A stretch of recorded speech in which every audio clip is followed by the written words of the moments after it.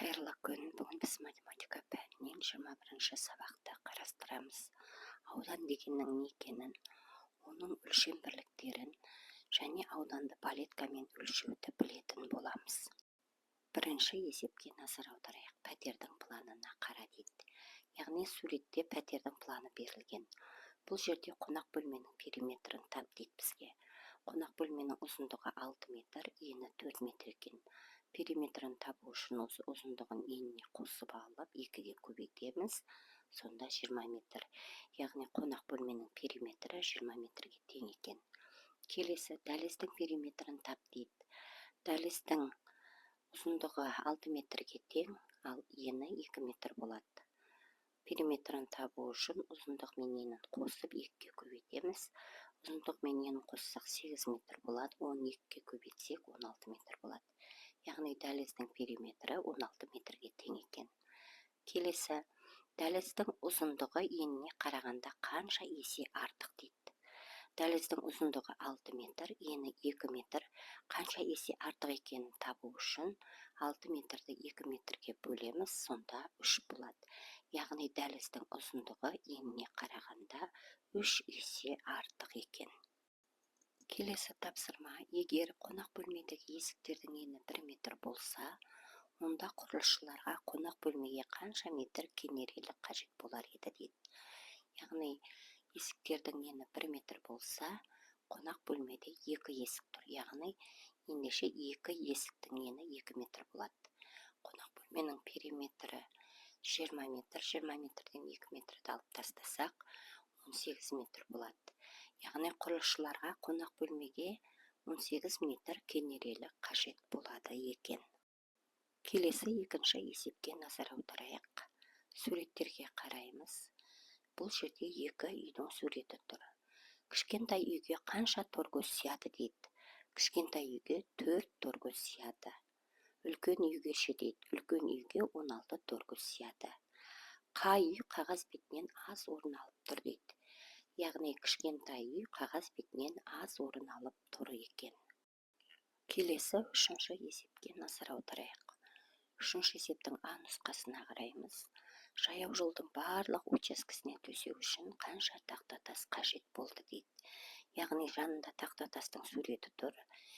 Алдымен біз бұны табу үшін бірнеше тәсілмен табуға болады. Алдымен еніне қарайық. Еніне 3 тақтатас сияды екен. Ал ұзындығына 6 тақтатас сияды екен. Енді барлығы қанша тақтатас қажет болғанын табу үшін 3-ті 6-ға көбейтеміз, 18 болады. Яғни жаяу жолдың барлық учаскесіне төсеу үшін 18 тақтатас қажет болады екен. Енді осы үшінші есептің Ә нұсқасына назар аударайық. Мына учаскелерге төсеу үшін қанша тақтатас қажет дейді. Алдымен бірінші учаскеге қарайық. Еніне 3 тақтатас сияды екен. Енді ұзындығын санайық. Ұзындығына 6 тақтатас сияды екен. Барлығын табу үшін 3-ті 6-ға көбейтеміз, 18 болады. Яғни бұл учаскеге төсеу үшін 18 тақтатас қажет екен. Келесі екінші учаскеге қарайық. Екінші учаскенің еніне 3 тақтатас сияды екен. Ұзындығына 4 тақтатас сияды екен. Барлығын табу үшін 3-ті 4-ге көбейтеміз, 12 болады. Яғни бұл учаскеге төсеу үшін 12 тақтатас қажет екен. Келесі төртінші есептің А нұсқасына назар аударайық. Үстелдің үстіндегі фигуралардың қайсысы көп орын алған дейді. Бұл үстелдің үстіндегі фигураларға бірден қарап, қайсысы көп орын алғанын біз біле алмайды екенбіз. Оны білу үшін фигураларды бір-бірімен беттестіреміз. Бір фигура басқа фигураның ауданына сыйып кетсе, онда сол фигураның ауданы кіші болады да, ал сыртындағы фигураның ауданы үлкен болады және көп орын алады. Енді осы төртінші есептің Ә нұсқасына қарайық. Тікбұрыш пен дөңгелектің, үшбұрыш пен шаршының аудандарын салыстыр дейді. Бірінші суретке назар аударайық. Дөңгелек тікбұрыштың ішіне беттестіргенде сыйып кеткен. Сол себепті дөңгелектің ауданы кіші болады да, ал тікбұрыштың ауданы үлкен болады. Келесі екінші суретке назар аударайық. Үшбұрыш пен шаршы. Екеуін беттестіргенде шаршы үшбұрыштың ауданына сыйып кеткен. Сол себепті шаршының ауданы кіші болады да, үшбұрыштың ауданы үлкен болады. Ауданның өлшем бірлігі 1 сантиметр квадратпен өлшенеді. Оны 1 сантиметр квадрат деп жазамыз. Келесі 5-ші есептің А нұсқасына назар аударайық. Ауданды өлшеу үшін оған қанша квадрат бірлік сиятындығын білу керек дейді. Яғни бірінші фигураға 10 квадрат бірлік сияды екен. Екіншіге де 10 квадрат бірлік сияды екен. Егер бір клетканы 1 квадрат сантиметр деп алатын болсақ, онда бірінші фигураның ауданы 10 сантиметр квадрат. Ал екінші фигураның ауданы 10 сантиметр квадрат болады екен. Келесі осы 5-ші есептің Ә нұсқасына назар аударайық.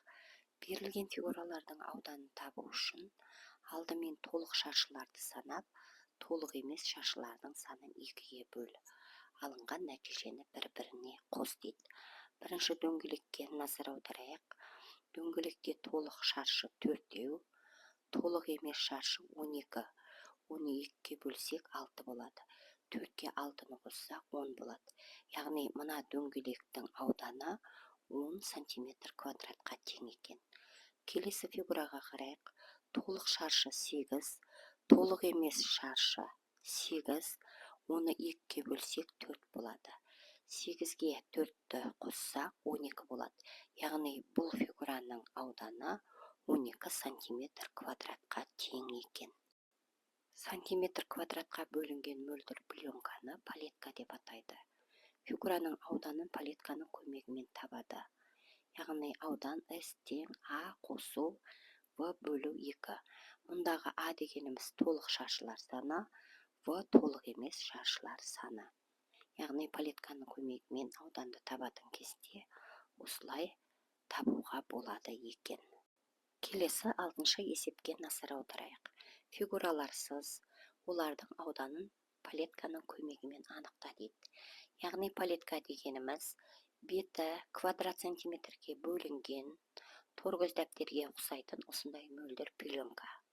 Осындай бір фигура сызып алдық. Оның бетіне осындай мөлдір пленкалы палетканы қоямыз.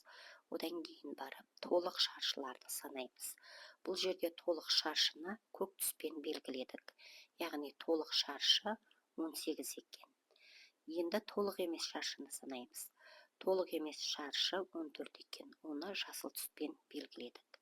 Енді осы фигураның ауданын табу үшін А қосу В бөлу 2 деп формула жазып аламыз. Яғни толық шаршылар 18, толық емес шаршылар 14, 14 2-ге бөлсек 7 болады.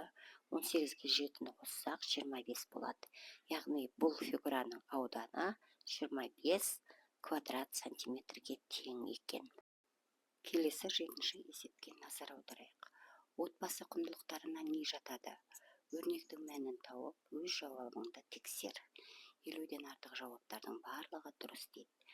Яғни бірінші 36 бөлу 4 қосу 5 көбейту 9 өрнегінің мәні 54-ге тең екен. Келесі 36 бөлу 1 қосу 4 көбейту 9 өрнегінің мәні 72-ге тең. Келесі 36 қосу жақшашылған 1 қосу 4 жақша жабылған көбейту 9 өрнегінің мәні 81-ге тең екен. Келесі 65 азайту жақшашылған 15 бөлу 3 қосу 20 жақша жабылған өрнегінің мәні 40-қа тең. Келесі 18 бөлу 3 қосу 5 көбейту 9 өрнегінің мәні 51-ге тең. Келесі 65 азайту жақшашылған 15 бөлу 3 қосу 5 өрнегінің мәні 55-ке тең. Келесі 50 қосу жақшашылған 1 қосу 0 жақша жабылған көбейту 9 өрнегінің мәні 59-ға тең. Келесі 30 қосу жақшашылған 25 бөлу 5 азайту 2 өрнегінің мәні 33-ке тең екен. Яғни отбасы құндылықтарына сыйластық, қарым-қатынас, кешіре білу, қайырымдылық, жауапкершілік, салт дәстүр жатады екен. Келесі 8-ші есепке назар аударайық. Есепте дейді. 32 бөлу 8 қосу 7 көбейту 5 өрнегінде бірінші бөлу орындалады. 32-ні 8-ге бөлеміз 4 болады. Екінші көбейту орындалады. 7-ні 5-ке көбейтеміз, 35 болады. 4-ке 35-ті қоссақ, 39 болады. Келесі шақшашылған 7 қосу 24 бөлу 3, шақша жабылған бөлу 5 өрнегінде бірінші шақшаның 3 орындалады. 24-ті 3-ке бөлеміз, 8 болады.